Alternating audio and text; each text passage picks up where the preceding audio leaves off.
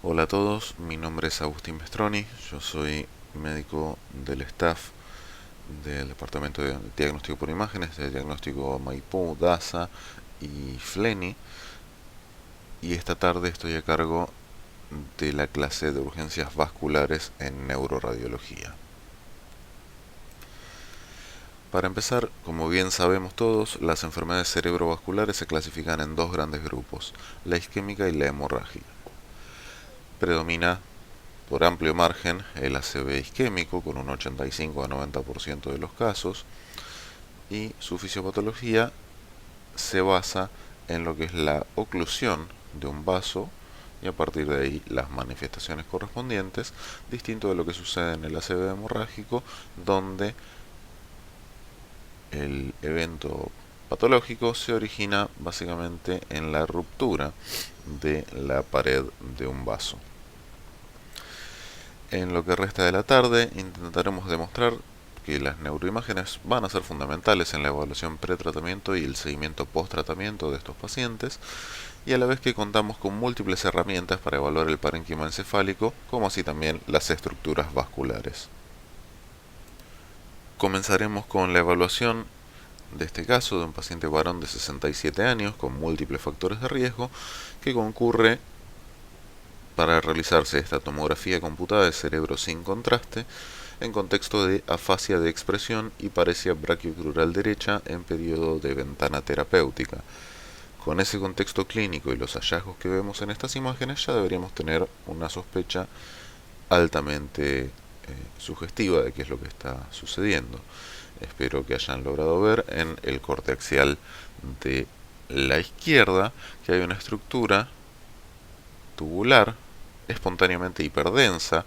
Vamos a ver que en tomografía nos vamos a referir a lo hiperdenso como aquello que, hablando mal y pronto, es más blanco, y lo hipodenso como aquello que, de vuelta hablando mal y pronto, es más negro. Los mismos términos en realidad similares se van a aplicar en resonancia magnética, pero respecto de la intensidad de señal. Lo hipointenso va a ser más negro y lo hiperintenso va a ser más blanco. Entonces, retomando, vemos esta estructura tubular espontáneamente hiperdensa surcando el valle silviano izquierdo. Y ya con esto, nuestro esquema mental debería dirigirse hacia estas imágenes, que son la representación de los territorios vasculares arteriales encefálicos, ¿sí? Donde vamos a ver a grandes rasgos en lo supratentorial como los márgenes laterales de los hemisferios cerebrales están irrigados por las arterias cerebrales medias, y como los sectores mediales ajenos a este territorio quedan cubiertos básicamente en su margen anterior por la arteria cerebral anterior, en su margen posterior por la arteria cerebral posterior, y tenemos por ejemplo estructuras profundas que están irrigadas, vemos ahí en los ganglios basales, por las arterias lentículo-estriadas, o por ejemplo en el brazo posterior de la cápsula interna a través de la arteria coroidea anterior. En lo infratentorial vamos a ver cómo el cerebelo se divide entre la pica, arteria cerebelosa posterior inferior, la AICA, que es la anterior inferior, la arteria cerebelosa superior, y en el tronco encefálico se dividen entre ramas de la arteria vertebral y ramas de la arteria basilar. En el compartimento supratentorial, además, vamos a delimitar lo que se llaman zonas limítrofes, tanto corticales como internas, que es en los puntos justamente de transición entre los territorios, en este caso entre la cerebral anterior y cerebral media, el cortical posterior entre la cerebral media y cerebral posterior, y en la zona limítrofe interna entre el territorio de las lentículo-estriadas y la arteria cerebral media. Estas distribuciones territoriales van a ser importantes porque en esta secuencia de difusión que vamos a abordar en segundos nada más, nos va a definir distintos patrones de eventos isquémicos. Por ejemplo, arriba a la izquierda, un infarto territorial que vemos que corresponde bastante bien con lo que habíamos definido como el territorio vascular de la arteria cerebral media. En contrapartida, arriba en el centro, podemos ver que si solo se afecta una de las ramas distales de la arteria cerebral media, lógicamente el territorio con isquemia va a ser mucho menor, vemos en comparación con lo que era el territorio completo en la imagen previa. De la misma forma podemos tener, por ejemplo, los infartos limítrofes, que vemos acá ejemplificados en el número 4, que siguen un poco la línea de lo que veíamos como zonas limítrofes, imágenes múltiples que siguen este territorio lineal en estas zonas de transición entre los distintos territorios vasculares. De la misma forma podemos tener afectaciones estrictamente profundas de distintos tamaños o superficiales. Por supuesto que cada uno de los territorios afectados tiene una función propia y según el sitio que esté comprometido nos va a dar un cuadro clínico característico. No vamos a ahondar demasiado en esto porque ustedes lo deben tener mucho más claro de lo que pueda tener yo. En lo que sí vamos a invertir unos segundos, como les decía, tratando de ser lo más esquemáticos posibles, es en explicar un poquito la secuencia de difusión, que es fundamental en el estudio del ACV. Y es por eso que más de una vez la van a escuchar nombrar en este contexto. Es una secuencia que se basa en la detección in vivo del movimiento de moléculas de agua. Esa molécula de agua es lo que está representando este trayecto con el puntito rojo, la cual puede estar restringida en determinadas condiciones patológicas, donde, como vemos en forma esquemática, este aumento de celularidad demostrado por la mayor cantidad de pelotitas que representan esas células o el aumento de tejido fibroso en una determinada área nos va a generar una restricción en la difusión que va a tener su señal característica que vamos a ver repetidas veces a lo largo de la clase. Puntualmente, el motivo de restricción a la difusión en un ACV isquémico, lo que hace que sea más difícil de atravesar para estas moléculas de agua un territorio que está cursando una isquemia, es que el déficit energético que le genera a la célula el evento isquémico va a generar que ya no pueda utilizar su bomba sodio-potasio ATPasa, la cual mantiene, como sabemos, un gradiente antinatural por las concentraciones que hay en lo intracelular y lo extracelular. De este modo, de la célula va a salir potasio, pero a la vez va a entrar sodio, y este sodio, cuando entra a la célula, arrastra agua, una célula que todavía tiene las membranas intactas, con lo cual se empieza a hinchar, y eso es lo que genera este efecto de restricción en la difusión y hace que esta molécula de agua vea dificultado su desplazamiento. Volviendo a nuestro paciente del inicio, pasaron 24 horas desde el estudio previo y vemos en esta secuencia de difusión post-trombolisis, recordemos que el paciente estaba en ventana terapéutica, que el sector de restricción en la difusión, y cuando hablo de restricción, de acá en adelante me refiero a esta combinación de señales. Esta imagen es lo que se llama DWI y esta otra es el mapa ADC. Entre los dos conforman la secuencia de difusión y la combinación que se tiene que dar es hiperintensidad de señal en DWI y caída de señal en el mapa ADC. En este caso estamos hablando de restricción. Y si se fijan, respecto de lo que veníamos hablando de los territorios vasculares, es un territorio bastante menor a lo que sería un infarto completo de la arteria cerebral media. Probablemente lo que haya sucedido en este caso tenga que ver con que en la línea de base nuestro paciente tenía un core isquémico, que es esta área destinada a la muerte celular, que es la que está representada efectivamente por la secuencia de difusión. Y a su alrededor tenemos lo que es el área de penumbra, ¿sí? El área cerebral que está en riesgo y que en este momento está dependiendo del flujo de las colaterales para su subsistencia.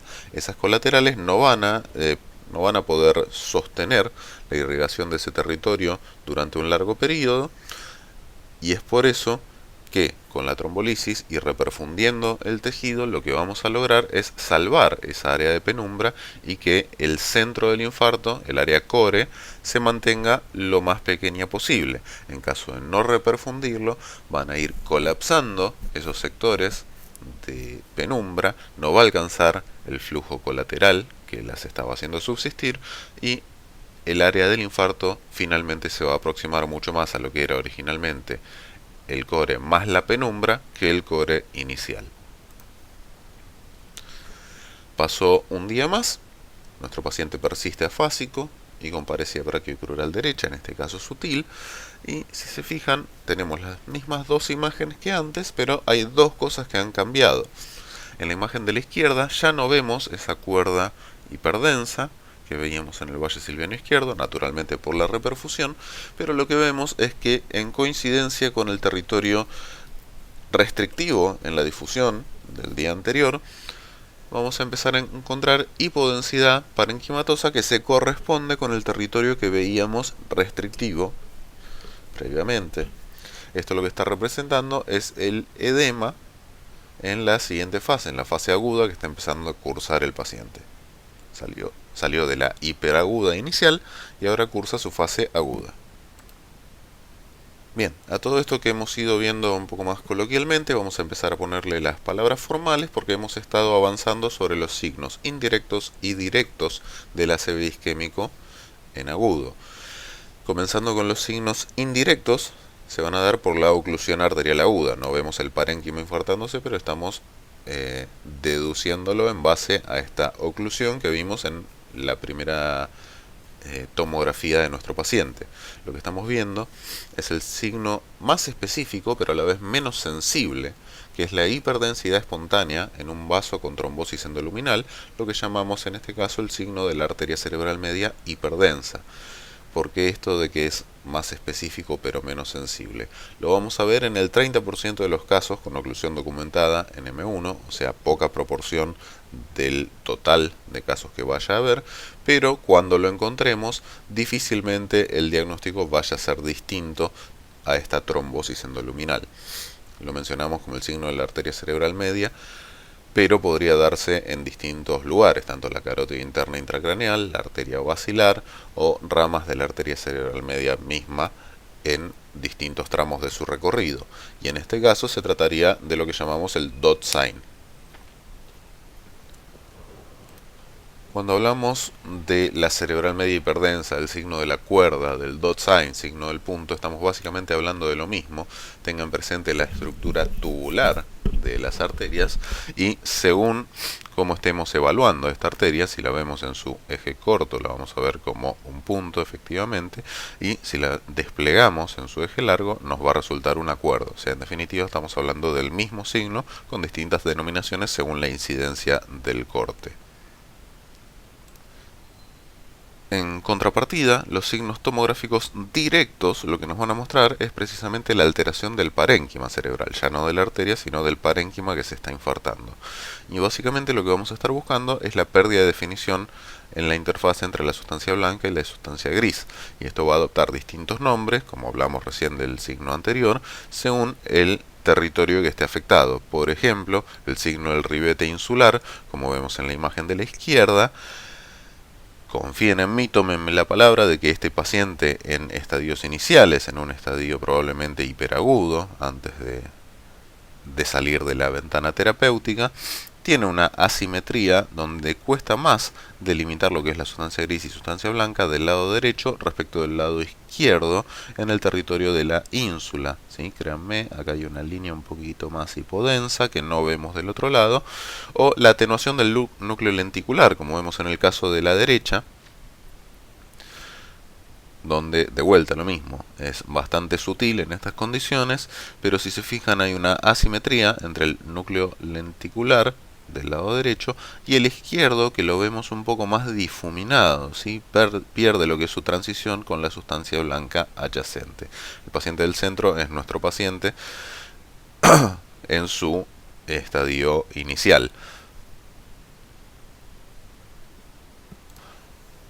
Lo que estamos viendo en definitiva son manifestaciones del edema, del efecto de masa, borramiento de surcos, que inicialmente, como decimos, es mínimo y que con el correr de los días va a alcanzar un pico entre el tercero y el quinto.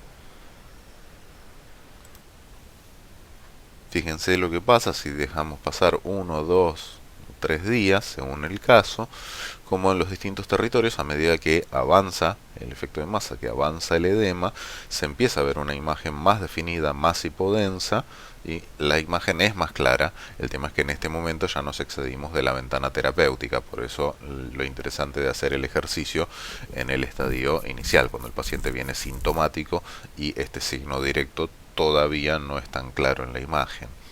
Cuando hablamos de que típicamente el efecto de masa es leve en relación al tamaño de la lesión, queremos decir que, por ejemplo, una lesión metastásica instalada en el mismo lugar va a generar mucho más efecto de masa en proporción al tamaño de la imagen, además de las otras características distintivas que pueda tener, por supuesto. Pasando a la resonancia magnética, fundamental, como dijimos previamente, en contexto del ACV, hablar de la secuencia de difusión, porque este es el método más sensible para la detección del stroke en los estadios iniciales, el hiperagudo y el agudo. Y esta hiperseñal puede persistir hasta un mes, pero sin caída en el mapa ADC. Como les decía previamente, tenemos la secuencia DWI, el mapa ADC, y fíjense que, como decimos, en las primeras instancias vemos un correlato de hipointensidad de señal en el territorio, en el hiperagudo y el agudo. En subagudo vamos dejando de verlo, y en el crónico ya directamente no lo vemos así, y de hecho lo vemos a la inversa. Ya ni siquiera es hiperintenso en DWI y sí es hiperintenso en el mapa ADC. Esto es lo que llamamos difusión facilitada en un estadio crónico. Bien, el complemento perfecto de esta secuencia de difusión para hacer la distinción entre ese hiperagudo y agudo, donde ya vimos que la difusión se comporta bastante parecido, es lo que se llama la secuencia FLAIR. Esta secuencia, que la vamos a emparentar al T2, como veremos más adelante, como tiempo de relajación, nos va a indicar la diferencia entre estos dos estadios. Si se fijan en el par de imágenes de arriba, vemos que el sector afectado en difusión no tiene un correlato en FLAIR. No vemos que estén sucediendo cosas distintas al resto del parénquima en ese sitio en el FLAIR. Esto es lo que se llama mismatch, difusión y FLAIR, y se ve en las primeras 6 a 10 horas. ¿Sí? Pasado ese tiempo, vamos a empezar a ver la hiperintensidad de señal correspondiente en FLAIR, con lo cual esta combinación de secuencias nos va a definir la diferencia entre el estadio agudo y el hiperagudo. Seguimos estudiando a nuestro paciente, han pasado 2 semanas del evento inicial, presenta una mejoría clínica notable y persiste con levedisartia, paciente que ya a esta altura está anticoagulado. En esto, que ya sería, cronológicamente entendemos, un estadio subagudo, vamos a ver 2 de las manifestaciones características que hay en este periodo, en este estudio de tomografía computada con contraste endovenoso. Tenemos el mismo corte a la misma altura, sin y con contraste endovenoso. En la primera imagen sin contraste vemos que ese territorio que se manifestaba hipodenso previamente ya no lo está, ya tiene características de atenuación similares al resto del parénquima encefálico, con lo cual, si este fuera nuestro estudio inicial, sería difícil de decir que algo está pasando en este tejido. Pero en adquisiciones con contraste endovenoso vemos este sector, el mismo sector afectado que venimos mencionando previamente, que en este caso nos muestra un refuerzo giriforme, ¿sí? Que parece seguir la corteza cerebral. Estos 2 fenómenos tienen su explicación y son característicos de esta fase del evento isquémico. El primero corresponde al fenómeno de fogging, que por tomografía representa la aparente normalización transitoria de la densidad del tejido infartado dentro de la semana 1 a 3 del ACV, y su causa es la disminución del edema, la migración de macrófagos, necrosis cortical laminar y proliferación capilar. El área infartada, como vimos en el caso de nuestro paciente, se va a poner en evidencia tanto en tomografía con contraste y también podría ser en caso de aplicar resonancia magnética. Vemos en el ejemplo como en el día 1 teníamos el sector estriatocapsular derecho afectado y como al pasar 12 días tenemos una pseudo normalización en este sector. Bien, respecto de ese refuerzo giriforme que veíamos sin efecto de masa, está confinado a la sustancia gris cortical, tanto en resonancia como en tomografía, y va a ser visible en distintos procesos patológicos, entre ellos el que es de nuestro interés hoy, que es el infarto en estadio subagudo reperfundido. Y lo que estamos viendo es lo que se llama perfusión de lujo, porque hay un aumento del flujo sanguíneo en el caso de los mecanismos de autorregulación que se ven engañados por el aumento de la presión de dióxido de carbono tisular que se acumuló antes de la reperfusión. ¿Qué queremos decir con esto? Hubo una obstrucción arterial, se empezó a acumular dióxido de carbono, y una vez que el vaso se reperfunde, no solo va a haber una presión de dióxido de carbono más alta de lo esperado, sino que además en este sector se está muriendo el tejido, con lo cual también tenemos menos necesidad de perfusión. Y a eso nos referimos por perfusión de lujo. Es mucho más de lo que requiere ese tejido, entre comillas, en condiciones normales. Estos cambios vasculares facilitan la degradación y remoción del tejido muerto y van a llevar a los cambios característicos del ACV crónico.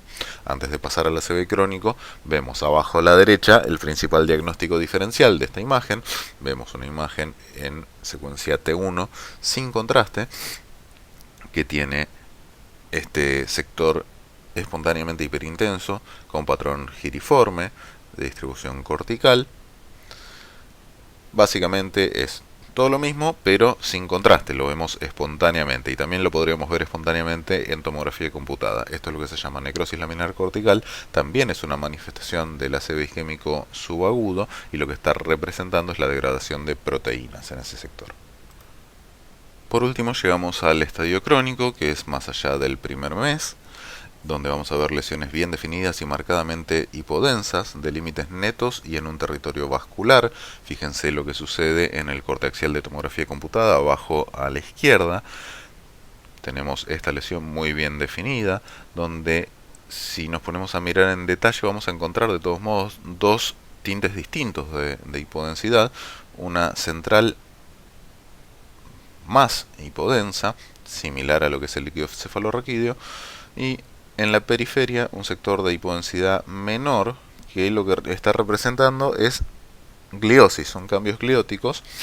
Y a propósito de esto les traigo esta correlación en cortes coronales de resonancia magnética entre una secuencia FLAIR y una secuencia T2. ¿Se acuerdan que les dije que estaban emparentadas estas dos secuencias? La diferencia que hay entre las dos es que en el FLAIR vamos a ver la supresión del líquido que esté básicamente en movimiento, ¿sí? Como es en el sistema ventricular. Y esto, si se fijan, nos permite diferenciar la hiperintensidad de señal que vemos en esta periferia de gliosis, como hablábamos recién en la tomografía computada, del centro, que es la cavitación, ¿sí? Que tiene en su core este sector afectado por el evento isquémico crónico. Vamos a ver retracción, condicionado por ejemplo por la dilatación retráctil que vemos en el ventrículo lateral izquierdo. Compárenlo con el lateral derecho, está un poquito más dilatado, y esto se debe a la retracción que hay en este sector por el propio ACV. Y lo otro que vamos a marcar es la degeneración valeriana en caso de un infarto extenso de la arteria cerebral media. Queda bien ilustrado tanto en las resonancias, pero me parece un poquito más claro en este caso en la tomografía. Fíjense cómo el haz piramidal está perfectamente delimitado, hipodenso respecto de lo que es su contralateral. Eso lo que representa es la degeneración valeriana. Rápidamente, para resumir lo que veníamos hablando, los distintos estadios del ACV y su correlato en las distintas señales. En el hiperagudo lo único que vamos a encontrar es la restricción en difusión. Recuerden, hiperintenso en DWI con caída de señal en el mapa ADC. Cuando pasamos a la fase aguda vamos a empezar a verlo además hiperintenso en FLAIR, hipointenso en T1, el realce con contraste empieza a observarse, es variable, puede estar, puede no estar. En el subagudo vamos a pasar a ver la hiperintensidad de señal en el FLAIR, que ya no va a desaparecer más. Ya no vemos restricción en difusión porque ya no cae la señal en el mapa ADC, a pesar de que seguimos viendo hiperintensidad de señal en DWI. Y el T1 tiene sus sectores de hiperintensidad espontánea, como vimos en la necrosis laminar cortical. Por supuesto, el refuerzo postcontraste giriforme característico de esta fase. Y en cronicidad, pasamos a ver la imagen hiperintensa en FLAIR, hipointensa en T1, la facilitación a la difusión, recuerden, inversa a lo que es la restricción, y ya sin refuerzo postcontraste. A continuación vamos a ver algunos casos clínicos que ilustren todo lo antedicho. Comenzamos con este bien clarito de una extensa área de restricción en el hemisferio cerebral derecho, en este paciente que cursa una hemiplegia izquierda de instalación aguda, que por lo que vemos en el territorio vascular podemos asumir que tiene un bloqueo proximal, ¿sí? Un trombo proximal en el segmento M1 de la arteria cerebral media derecha, y efectivamente cuando hacemos adquisiciones angiográficas vamos a ver la amputación de este vaso en su sector proximal, que no sigue teniendo señal de flujo en sentido distal, distinto de lo que sucede en el normal contralateral. En este siguiente caso, un paciente con muchos factores de riesgo, cursando una hemiparesia brachiocrural derecha de 48 horas de evolución. Vemos toda esta sucesión, múltiples focos restrictivos en lo que es la proyección de un territorio limítrofe, como decíamos. Estos son los infartos watershed o borderline o limítrofes. El siguiente paciente se presentó con un antecedente de un TEC infraorbitario izquierdo 10 días antes, sin pérdida de conocimiento, luego de lo cual evolucionó con cefalea hemicraniana derecha y disartria de 48 horas de evolución al momento de la consulta. Como todos a esta altura ya sabemos, vemos una imagen restrictiva, múltiples imágenes restrictivas en difusión, periventriculares derechas, y cuando seguimos estudiando al paciente vamos a encontrar que en su secuencia angiográfica en la base del cráneo presenta también restricción en la difusión con un patrón de semiluna, si se fijan acá la semiluna, y lo que estamos viendo es el ingreso al cráneo de la arteria carótida interna. Compárenlo con la izquierda normal y van a notar la diferencia donde tenemos ese flap dentro del vaso que se corresponde, vemos abajo, con lo que se llama la ausencia de el vacío de flujo. Si se fijan del lado izquierdo, que está permeable, particularmente en el T2, que es de más interés que el T1 por motivos de la física de la resonancia, que no vamos a entrar en detalle, pero acá vemos que está completamente hipointenso. Y ese vacío de flujo normalmente en vasos, sobre todo de alto flujo, lo que representa es que el resonador no puede captar de vuelta la señal del contenido de ese vaso, porque el glóbulo rojo que venía circulando por ahí, cuando vaya a recoger la señal en un segundo tiempo, ya no va a estar ahí, ya circuló en sentido anterógrado. Entonces, ver esta señal de vacío de flujo es un signo que a nosotros nos representa la permeabilidad de ese vaso, ¿sí? Distinto es lo que sucede con esta semiluna, que la vemos del lado derecho. Si se fijan, el sector de vacío de flujo es mucho más chico, se corresponde también con la distribución del flap que vimos arriba, y lo que estamos viendo es ese contenido de sangre fresca en un determinado periodo de evolución que ya vamos a analizar en detalle más adelante, que lo vemos representado con este esquemita, insisto, lo veremos desarrollado en las hemorragias, que nos habla de un estadio determinado en la evolución de ese contenido hemático, en este caso de una disección carotídea. El siguiente caso es interesante para ver la correlación que puede haber entre los distintos métodos aplicando determinadas técnicas en la tomografía computada. Fíjense cómo vemos de vuelta el signo de la cuerda, el signo de la arteria cerebral media hiperdensa en el valle silviano derecho y un infarto en el territorio correspondiente, ¿sí? Más bien distal, estamos en el sector distal del recorrido silviano de la arteria. Vemos el correlato con las distintas secuencias de resonancia magnética, vemos que restringen difusión, vemos su hiperintensidad de señal en FLAIR, lo cual ya nos estaría hablando de un estadio agudo. Y lo interesante es que si volvemos a la tomografía inicial y modificamos un poco la ventana, el centro y la amplitud de la ventana son parámetros técnicos que escapan a la intención de la clase de hoy, pero sepan que existen. vamos a ver que podemos reflejar, si bien la imagen en sí estéticamente es muy fea, funcionalmente nos va a demostrar esta diferencia de densidad del lado derecho y del lado izquierdo, que tiene un correlato bastante fidedigno con lo que nos mostraba la resonancia magnética.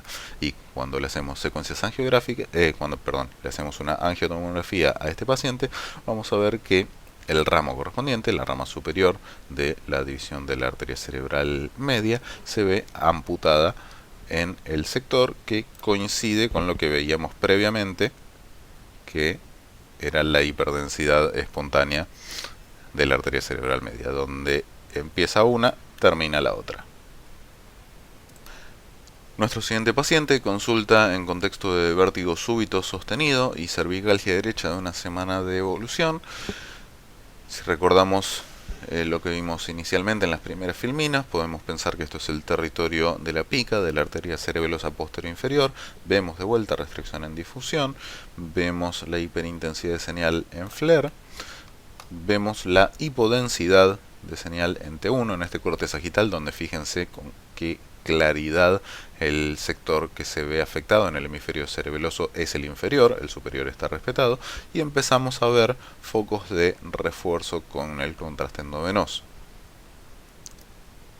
Todas estas manifestaciones tuvieron raíz, en este caso, en una disección del segmento V3 de la arteria vertebral derecha, y si venimos atentos vamos a estar en condiciones de responder en qué estadio se encuentra esta lesión cerebelosa, que, les repito, tiene restricción en difusión, hiperintensidad en FLAIR, hipointensidad en T1 y sectores incipientes de refuerzo postcontraste.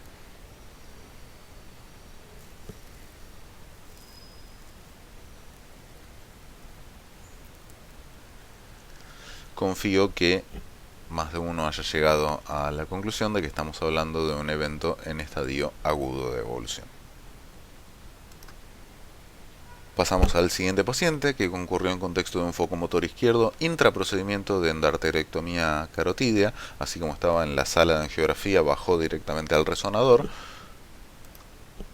por lo cual va a ser nuestro paciente ideal para encontrar el famoso mismatch entre la difusión y el FLAIR. Si se fijan, tenemos todas estas imágenes con un patrón lineal en zona limítrofe, ¿sí?, en el hemisferio derecho, restrictivo en difusión. Esto que vemos acá se llama exponencial, es otra de las secuencias relacionadas a la difusión, no vamos a entrar en detalle, pero lo que sí es de interés, fíjense como en el FLAIR todavía no hay ninguna manifestación respecto de estas imágenes, lo cual demuestra efectivamente ese mismatch difusión-FLAIR y que el evento lleva menos de 6 a 10 horas, como ya sabemos desde la clínica, porque el paciente nos lo bajaron directamente desde la sala de angiografía cuando presentó síntomas.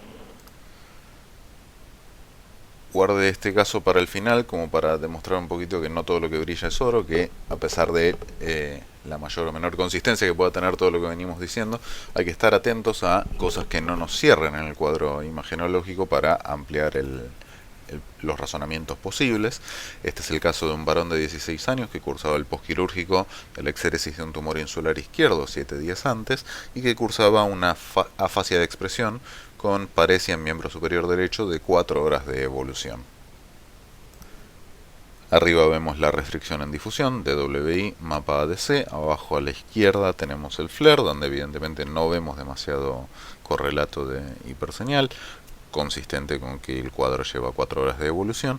Y abajo a la derecha, para empezar a introducir lo que va a ser una de las vedettes en la segunda parte de la clase cuando hablemos de hemorragias, es una secuencia que se llama T2 estrella y que tiene bastantes subvariantes. La pueden escuchar como GRE, la pueden escuchar como SWAN, que nos muestra los restos hemáticos en degradación en el lecho quirúrgico. Ahora bien, en este contexto decidimos realizarle una angioresonancia al paciente. El paciente todavía lo teníamos dentro del resonador, podíamos elegir cómo seguir el protocolo de estudio. Y cuando hicimos la angioresonancia, la verdad que no vimos asimetrías significativas entre los dos hemisferios. Si se fijan, no vemos una amputación de algún vaso del lado izquierdo que nos sugiera que semejante territorio pueda llegar a estar infartado. Por lo cual empezamos a pensar la posibilidad diagnóstica de que esto correspondiera a un edema postconvulsivo. Y como el estudio de todos modos iba a requerir iba a requerir la administración de contraste endovenoso, decidimos agregar una secuencia de perfusión, dado a que nos iba a ayudar en el diagnóstico diferencial, ya que en caso de que esto fuera un core isquémico, el tejido iba a estar francamente hipoperfundido, y en caso de ser edema postconvulsivo, lo que íbamos a ver era hiperperfusión en el área. Dicho y hecho, realizamos la adquisición. Les presento rápidamente la secuencia de perfusión.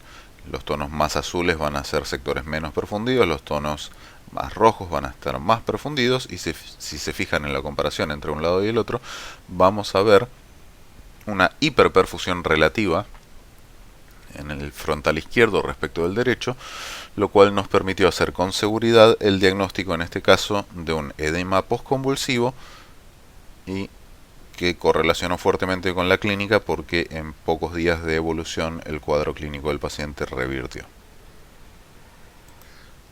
Pasamos a la segunda parte de la clase, que son las hemorragias intracraneales. La hemorragia intracraneal es un término colectivo que abarca muchas condiciones de diferentes características que tienen como factor común la acumulación extravascular de sangre dentro de diferentes espacios intracraneales. Efectivamente vemos que son muchas las entidades, las podemos dividir incluso por su ubicación o por su causa, dentro de las causas en primarias y secundarias, y una complicación sobreagregada es que en muchos casos la misma causa podría resultar en múltiples patrones diferentes de hemorragia. Así que lo vamos a ir desandando de a poquito. Vamos a elegir para el resto de la clase esta clasificación por las causas, comenzando con las secundarias y sobre todo con las que vienen más vinculadas a lo que veníamos hablando previamente, ¿sí? Tanto la trombosis, en este caso venosa, o las transformaciones hemorrágicas del ACV isquémico. Luego abordaremos el trauma, las malformaciones vasculares, algunos detalles sobre los tumores y las causas primarias de hemorragia intracraneal, como son la hemorragia hipertensiva y la angiopatía amiloide. El prerequisito indispensable para encarar esta parte de la clase es que sepamos qué herramientas tenemos para evaluar el tiempo de evolución de un hematoma. Por resonancia magnética son varias las estrategias, las reglas mnemotécnicas. Como les dije, a mí la que siempre más me sirvió es la de abajo a la izquierda, donde partimos en el estadio hiperagudo con una isointensidad en T1 y en T2, luego el T2 se pone hipointenso y se mantiene isointenso el T1 en el estadio agudo, luego tenemos hipointensidad en T2 e hiperintensidad en T1 en el subagudo temprano, subagudo tardío, hiperintenso en los dos pulsos, y finalmente la hemosiderina en estadio crónico hipointenso en T1 y en T2. De esa forma se lee esta tabla, que en definitiva refleja lo mismo que los estadios del hematoma que describimos arriba. Agregamos la secuencia T2 estrella, como les decía, el GRE, el SWAN, en el cuadro de abajo a la derecha, y vemos como en el periodo agudo es donde más hipointensidad de señal va a tener, que la va a recuperar recién en estadio crónico, que no lo tenemos esquematizado, pero la hemosiderina la vamos a ver hipointensa en esta secuencia. En tomografía pareciera todo bastante más sencillo porque empezamos con un estadio hiperdenso espontáneamente y vamos perdiendo esa densidad a medida que pasamos al subagudo, que es isodenso, y se pone hipodenso en la cronicidad. En este caso tenemos distintos estadios evolutivos del lado izquierdo. Si se fijan, tenemos mayor densidad en el sector declive y hacia arriba va siendo progresivamente más hipodenso, lo cual nos demuestra distintos estadios evolutivos. Esto se llama efecto hematocrito, tal vez lo lean en algún momento. Les digo que esto podría llegar a ser engañoso desde su simpleza, particularmente centrándome en el estadio subagudo, porque si se fijan, si no prestamos atención a la desviación de línea media, la falta de profundización de surcos, el colapso del asta ventricular, todo el efecto de masa que está generando, la imagen en sí de esta isodensidad tal vez sea difícil de diferenciar de lo que es el parénquima normal adyacente. Ahora sí, comenzando con las causas secundarias de hemorragia intracraneal, vamos a hablar primero de la trombosis venosa cerebral, que corresponde al 0,5% de todos los casos de enfermedad vascular cerebral. Los factores de riesgo son variados, una vez más la deben tener mucho más presente que yo. Es importante tener en cuenta que con un tratamiento anticoagulante precoz, más del 80% de los pacientes tienen un buen pronóstico, por eso la importancia de estar atentos a realizar este diagnóstico. Y como sitios de localización más frecuente vamos a tener el seno sagital superior, que drena la mayor parte de la corteza cerebral y corresponde anatómicamente al borde de la hoz del cerebro, como vemos en esta imagen de resonancia magnética o en el esquema siguiente. Y por supuesto en el correlato de los territorios vasculares venosos, así como vimos con los territorios vasculares arteriales en la primera parte de la clase. Luego pasamos a hablar de los senos laterales, o sea, seno transverso, seno sigmoide, que se originan en la prensa de Erófilo y se extienden hasta el bulbo de la yugular, siendo susceptibles de trombosis en pacientes con mastoiditis o otitis media. Y después, en orden decreciente, seguimos con las venas corticales, como la vena de la B, que vemos en el esquema, las venas profundas, seno sagital inferior, venas talamoestriadas, la vena cerebral interna, y las venas cerebrales superficiales medias que drenan al seno esfenoparietal. Ilustramos un poco lo mismo con estos dos cortes axiales, pero es de interés señalar, fíjense cómo vamos a tener afectación bilateral, no necesariamente simétrica, puede ser con cierto grado de asimetría, pero cuando se comprometen estructuras únicas centrales, como son la confluencia de las venas cerebrales internas o el seno sagital superior. Fíjense que estamos representando esta afectación bilateral. En caso de que la estructura no sea central, como la vena de la B, naturalmente el compromiso va a ser unilateral. Ahora bien, ¿cómo va a ser la fisiopatología de esta hemorragia intracraneal por trombosis venosa cerebral? Partimos de la oclusión venosa, lo cual va a generar un aumento de la presión venosa retrógrada y de esta forma congestión venosa, y así como vimos en el caso de las arterias, se va a desplegar un sistema de colaterales, en este caso para el drenaje sanguíneo. Y puede pasar que este drenaje sea suficiente o no sea suficiente.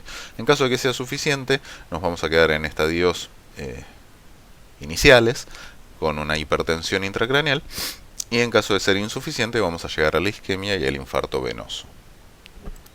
Esto se va a reflejar en distintos signos indirectos, son estadios progresivos en función de la presión de los senos venosos, comenzando en un estadio 1 donde no vamos a ver cambios en el parénquima, en el estadio 2 vamos a empezar a ver borramiento de surcos y un efecto de masa secundario, pero sin alteraciones de señal todavía, donde ya empieza a haber un incremento de la presión intradural a 20 o 25 milímetros de mercurio. En el estadio 3 ya empiezan a verse estas alteraciones leves en la señal, en T2 y FLAIR, que se van a relacionar al edema, leve o moderado, la presión va aumentando cada vez más, el edema se hace más grave y puede asociarse a hemorragia, ya con una presión de vuelta mucho más elevada, llegando a 50-51 milímetros de mercurio, y en el estadio 5 vamos a ver un edema masivo y o hemorragia. Fíjense cómo los estadios fueron pasando, como decíamos antes, en estadios donde todavía el drenaje es suficiente, manifestaciones de hipertensión endocraneal, y en estadios avanzados evoluciona al infarto venoso. Para ejemplificar lo que sería en este caso un estadio 4, fíjense la pérdida de señal de flujo que tenemos en el sector anterior del seno sagital superior y cómo esto se corresponde en una secuencia T2 estrella. Recuerden, dijimos, pueden escucharla también con sus distintas variantes técnicas como GRE o como SWAN, con todos estos sectores de franca caída de señal que lo que representan son justamente la hemorragia. Y en los signos directos, si se fijan, vamos a tener mucho punto de contacto con lo que hablábamos en los signos del ACV isquémico, en las arterias, pues en definitiva lo que estamos viendo es el trombo dentro del vaso. Lo podemos ver con el signo de la cuerda de vuelta, que es la imagen alargada y hiperdensa en tomografía con relación al parénquima cerebral, como vemos en este seno transverso izquierdo, y además agregado la hemorragia parenquimatosa subyacente, y cuando lo vemos en resonancia magnética va a ser señal hiperintensa espontáneamente en el seno afectado en secuencias ponderadas en T1 en caso de que corresponda a un estadio subagudo. Recuerden lo que vimos respecto de la evolución de la señal de la sangre fresca. Recuerden que en estadios más precoces estaríamos necesitando de el GRE, del T2 estrella, del SWAN, para poder ver la imagen en ese sector del trombo fresco, y lo que estaríamos detectando en ese caso sería la deoximoglobina. La estructura señalada en la resonancia magnética corte axial en T1 es el seno recto. Pasamos al signo del triángulo denso. Si estamos hablando de densidad, recuerden siempre es tomografía computada. Cuando hablamos de que la imagen es espontáneamente hiperdensa, recuerden que estamos hablando de estadios precoces, estadio agudo las primeras 2 semanas, y corresponde al trombo fresco en la parte posterior del seno sagital superior. De vuelta, adoptamos una morfología en particular, en este caso triangular, para este sitio específico que es la parte posterior del seno sagital superior.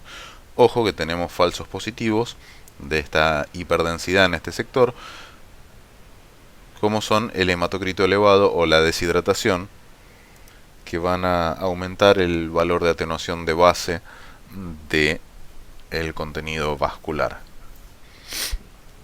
Similar la imagen que vamos a ver en resonancia magnética, esa ausencia de vacío de flujo. Recuerden, más importante en general en el T2 que en el T1 por cuestiones técnicas que no vamos a abordar en la clase, pero obviamente si estamos hablando de un triángulo denso, esto es para que tengan el correlato de resonancia, pero específicamente como tal nos referiríamos a tomografía.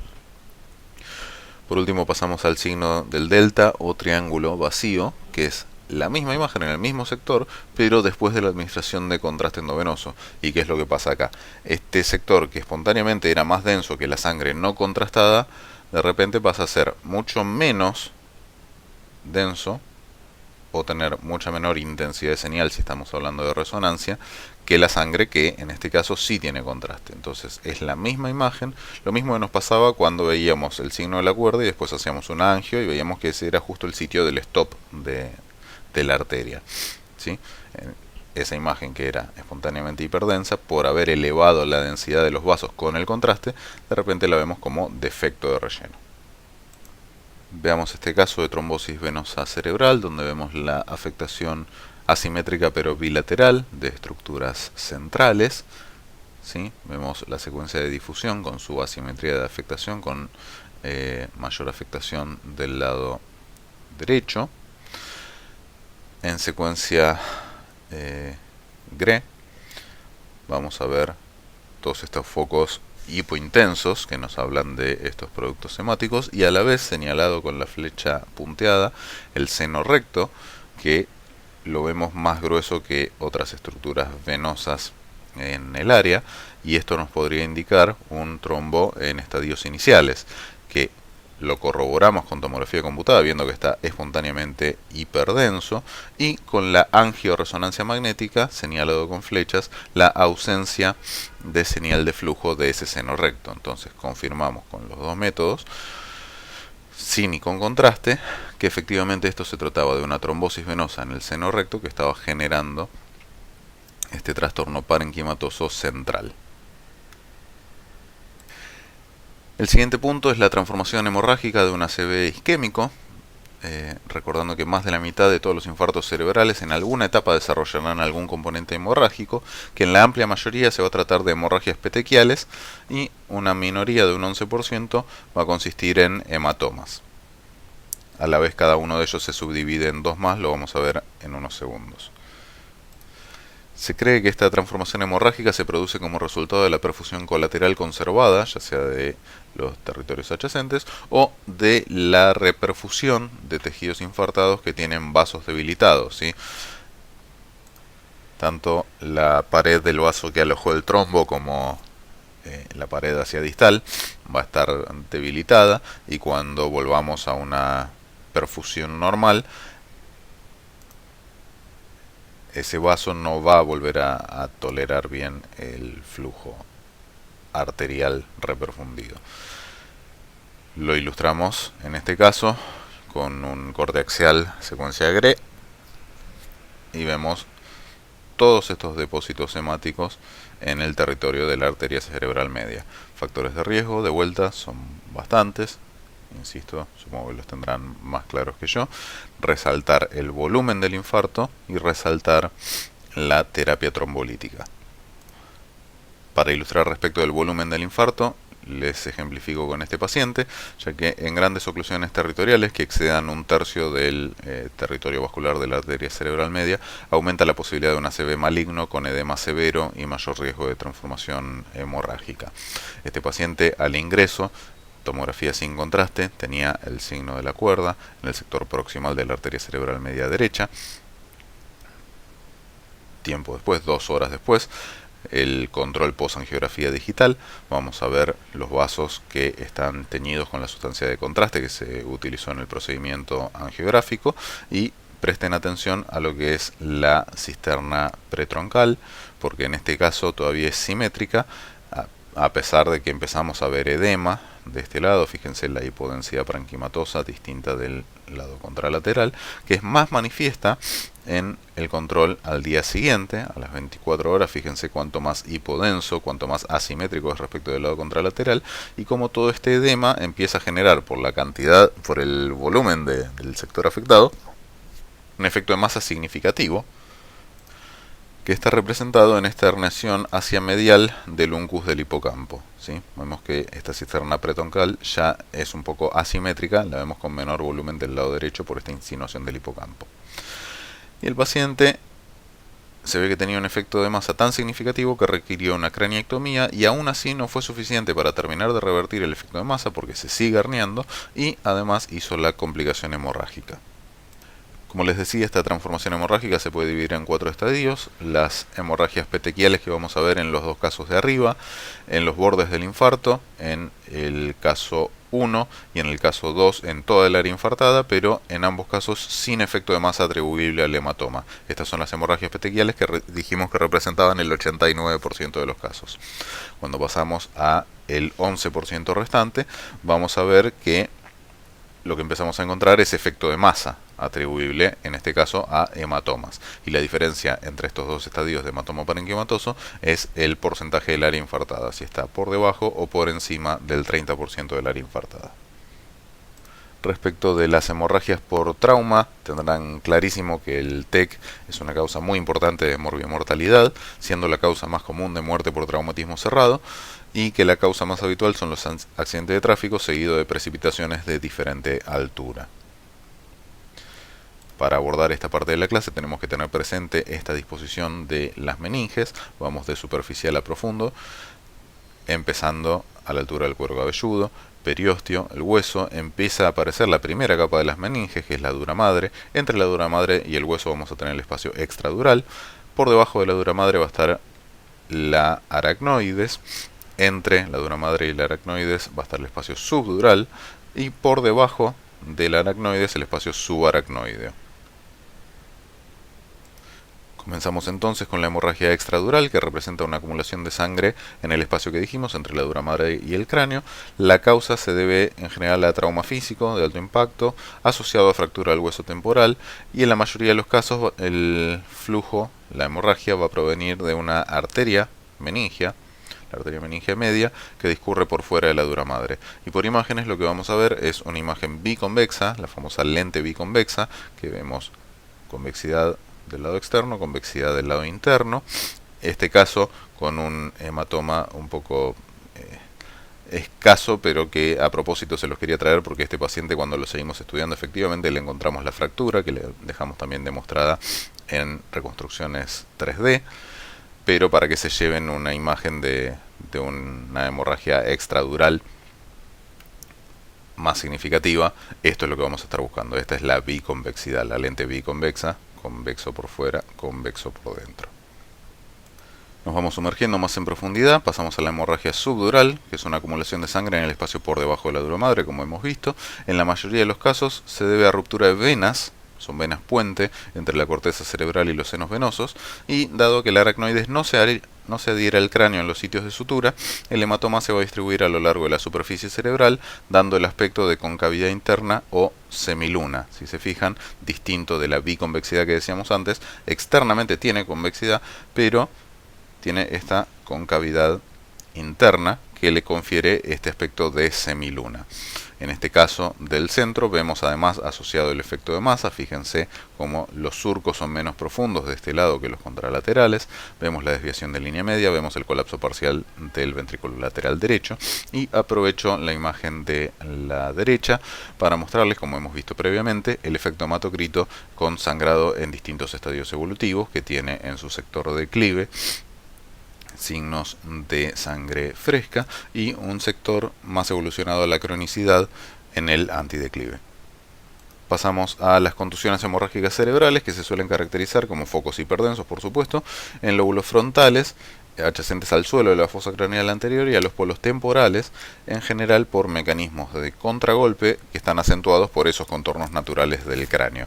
Y por lo general las vamos a ver inicialmente, pero van a ser más evidentes en imágenes de seguimiento. Fíjense, esta es la tomografía al inicio de este paciente con traumatismo de cráneo. Esta es la imagen basal, fronto-basal derecha que estamos buscando. Y como en el control, 4 días más tarde, vamos a ver tanto el volumen, que tal vez puede haberse incrementado un poquito, pero también, sobre todo, el edema circundante, que va a hacer que sea más evidente la imagen. Pasando a la resonancia magnética y hablando de hacer más evidentes las imágenes, de vuelta un GRE, un T2 estrella, que nos demuestra todos esos focos de hipointensidad que son contenido hemático. Fíjense, comparando con un T2 al lado, como por ejemplo era mucho más difícil darse cuenta en este T2 que también había compromiso contralateral. Resumiendo los hematomas que vimos hasta acá: subdural, epidural, el subdural con esta forma de semiluna, el epidural, la lente biconvexa, y las contusiones hemorrágicas parenquimatosas. Cerrando la parte de las hemorragias traumáticas y en combinación con otras etiologías como las malformaciones vasculares, aneurismáticas o la angiopatía amiloide, vamos a abordar la hemorragia subaracnoidea, que se trata de la extravasación de sangre al espacio subaracnoideo encefálico. Lo vamos a encontrar como contenido espontáneamente hiperdenso en tomografía en dicho sector. Fíjense en este caso como todos los surcos y las cisternas tienen una hiperdensidad espontánea. No podemos hablar de un hematoma en sí porque la sangre no se está acumulando en un solo lugar específico, y la causa más frecuente va a ser la traumática, pero tenemos que tener presente que en las roturas espontáneas el 85% de los casos va a estar asociado a la rotura de un aneurisma arterial, con lo cual vamos a abordar cada uno de estos ejemplos. Inicialmente, el paciente que tenemos a la derecha proviene de un accidente de tránsito y vamos a encontrar, además de todo este contenido en cisternas y surcos espontáneamente hiperdenso, vamos a ver estas burbujas aéreas que nos van a sugerir que puede haber una fractura subyacente asociada, y ahí es donde tenemos que cambiar a ventana ósea para asegurarnos de que esté esa fractura. Por supuesto, además teníamos el antecedente traumático conocido. Distinto es lo que nos sucede en el siguiente caso, donde, si se fijan, como dato de interés, si bien vemos todas las cisternas visibles, estas cisternas basales ocupadas por material hiperdenso, vemos un franco predominio en lo que es la cisterna silviana izquierda, y esto puede ser un signo centinela que nos indique, en este paciente sin antecedente traumático además, que en ese sector específico es donde se ha roto un aneurisma. Este paciente, si lo recibimos con orden de una tomografía sin contraste, es nuestra responsabilidad completarle el estudio con una adquisición angiográfica para ir a buscar esa malformación subyacente. Dicho y hecho, el paciente se realiza estudios angiográficos y encontramos el aneurisma en la cerebral media distal, y esto se condice con lo que es la distribución de los aneurismas, siendo la cerebral media el segundo sitio más frecuente por detrás de la arteria carótida interna. Si bien vemos que estamos ilustrando el polígono de Willis, son ramos más bien proximales los que suelen estar afectados por estas malformaciones, dato que nos va a ser de interés más adelante para diferenciar de otras entidades. Malformaciones vasculares en sí es un tema amplísimo, sería un tema gigante para una clase en sí misma, por lo cual lo vamos a acotar, también por cuestiones del tiempo que nos queda de la clase, como siempre me han insistido en el pregrado, conocer lo más frecuente y lo más grave que nos puede pasar. Lo más frecuente que nos vamos a encontrar son los aneurismas entre las malformaciones vasculares con un cierto potencial de hemorragia. Y se trata de dilataciones anormales focales de un vaso sanguíneo, que en la gran mayoría de los casos en los intracraneales se trata de aneurismas saculares. Y si se fijan, el riesgo acumulado a 5 años de rotura en la circulación anterior, si no excedemos los 7 milímetros, es de prácticamente 0%. Digo prácticamente porque algún caso siempre vamos a encontrar. En la circulación posterior, en menos de 7 milímetros, y 7 milímetros es una imagen aneurismática muy generosa. Por arriba de 4 milímetros no deberíamos tener complicaciones de encontrarla en una secuencia angiográfica. El riesgo es de 2,5%. O sea, tenemos una altísima incidencia de aneurismas, pero es relativamente baja la posibilidad de su rotura y una hemorragia consiguiente. En contrapartida, las MAVs son una malformación vascular de alto flujo, que es la malformación vascular sintomática más frecuente, y esto atado a que el 65% de los casos se presentan con una hemorragia, con una incidencia que va aumentando 2 a 3% por año. Esa hemorragia puede ser parenquimatosa, subaracnoidea o intraventricular. Y además tenemos la contra sobreagregada de que después de una hemorragia, el riesgo de una nueva hemorragia en los próximos 12 meses es de hasta 18%, con lo cual la malformación arteriovenosa es mucho menos frecuente que los aneurismas, pero en proporción la mayoría de ellas se van a presentar, como síntoma de presentación, van a tener esta hemorragia. Para ilustrar un poquito cada uno, los aneurismas ya estuvimos viendo previamente, un aneurisma que se había roto. En este caso vemos un aneurisma trombosado, que no tiene su vacío de flujo en la secuencia T1, y vemos esta morfología sacular en lo que es el origen de la pica derecha. Malformación arteriovenosa en esta paciente de 65 años, que no tenía historia patológica significativa. Se presenta con este hematoma parenquimatoso, se realiza una adquisición angiográfica y se le encuentra este nido vascular que sugiere la presencia de una malformación arteriovenosa. Para ilustrarles en resonancia magnética, recuerden lo que hablamos del vacío de flujo dentro de los vasos, particularmente que tienen alto flujo, como es en este caso, de esta malformación arteriovenosa que tiene aferencia por la cerebral posterior, su nido malformativo y la eferencia hacia el seno sagital superior. Dos palabras sobre las hemorragias intracraneales por tumores. El aumento de la vascularización tumoral con vasos dilatados y de paredes delgadas y la necrosis tumoral son los mecanismos más importantes de hemorragia en este caso, y los signos que tenemos que buscar para generar esta sospecha de que sea un tumor subyacente lo que ha generado la hemorragia son, por ejemplo, la sangre en diferentes estadios. Si se fijan, hemos visto hemorragias más bien prolijas en ese sentido, con señales relativamente homogéneas en su interior, distinto de esos efectos hematocrito, por ejemplo, que es de lo que estamos queriendo hablar acá, en los diferentes estadios. Presencia de tejidos blandos perihematoma, como puede ser este margen restrictivo en difusión por fuera de lo que vemos que es el área de la hemorragia, que nos habla de un tejido subyacente anómalo. Un anillo discontinuo de hemosiderina, fíjense cómo no vemos una imagen redondita perfecta rodeando a este hematoma, sino que tiene una distribución más bien irregular. En controles sucesivos el edema va a tener un aumento progresivo y vamos a encontrar un realce postcontraste a la vez propio de este tumor subyacente, en este caso puntual de un paciente de 20 meses de edad con un tumor rhabdoide teratoide atípico. Cerramos con dos palabras sobre las hemorragias intracraneales de causa primaria. Empezamos por la hipertensión, que es la causa más común de hemorragia intracerebral. Obviamente uno se guarda estas cosas para el final para que lo sigan escuchando, porque si digo esto de la hemorragia más común al principio, difícil mantener su atención el resto de la clase. Y va a producir cambios patológicos en los vasos. El más característico va a ser, como tenemos señalado con las flechas, los microaneurismas de las arterias perforantes o aneurismas de Charcot-Bouchard, que por un lado van a tener diámetro pequeño, van a estar en arterias de diámetro pequeño y pueden tanto trombosarse como tener fugas, lo cual generaría microsangrados, o romperse y generar las hemorragias. Y van a tener una distribución que coincide con la incidencia de las hemorragias hipertensivas. 80%, la amplia mayoría en ganglios basales, lentículo estriado. Esto es lo más característico que vamos a encontrar cuando veamos un hematoma en un paciente añoso e hipertenso en este sector.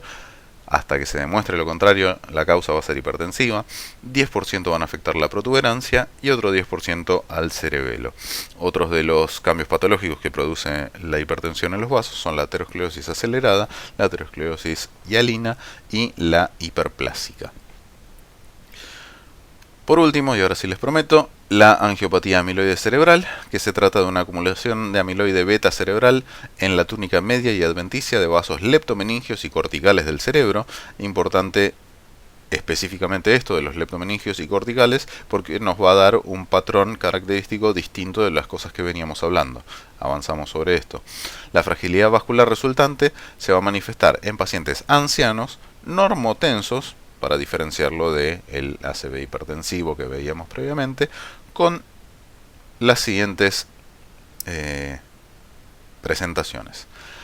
En principio, la hemorragia córtico-subcortical o de corteza cerebelosa en su defecto, pero lo más característico es esto de la hemorragia lobar. Fíjense cómo estamos en cortes a la altura de la convexidad, distinto de lo que era la hemorragia hipertensiva que mencionamos recién, característica más que nada en ganglios basales. Las microhemorragias, que van a tener una distribución similar, es todo este petequiado, todas estas imágenes pequeñas hipointensas en este GRE o T2 estrella. Vamos a tener la hemorragia subaracnoidea, que se acuerdan cuando les hablé de los aneurismas que nos van a dar la hemorragia predominantemente en cisternas basales, que es donde se ubican esos aneurismas. Como acá estamos hablando de compromiso de vasos leptomeningios y corticales, la hemorragia subaracnoidea se va a dar más bien en la convexidad, y en este caso la vemos en secuencia FLAIR, ¿sí? Espontáneamente hiperintensa, ocupando este surco de la misma forma que vemos la hiperdensidad en tomografía. Como secuela crónica de esa hemorragia subaracnoidea vamos a ver siderosis superficial. Si se fijan, también imágenes giriformes, que son depósitos piales de estos restos de hemosiderina. Y respecto de lo isquémico, que también se va a generar por la susceptibilidad de los vasos del paciente, vamos a tener la leucoencefalopatía con cierto predominio posterior y los microinfartos lobares que tenemos señalado con la flecha. Y fíjense que es tan característico que no podemos dejar pasar el hematoma, la hemorragia que ha tenido este paciente en el otro hemisferio cerebral. Acá tenemos todos los signos que hemos mencionado en conjunción: la hemorragia subaracnoidea, la siderosis superficial, el infarto lobar, los microsangrados, la leucoencefalopatía, los microinfartos, ¿sí? Todos estos confluentes en la angiopatía amiloide con estas presentaciones características que lo diferencian del resto de las entidades que hemos visto. Bueno, confío que a lo largo de la última hora hayamos podido comprobar el punto de que las neuroimágenes son fundamentales en la evaluación pretratamiento y el seguimiento post-tratamiento de las urgencias vasculares, y también que contamos con múltiples herramientas para evaluar el parénquima encefálico y las estructuras vasculares. Muchas gracias por su atención.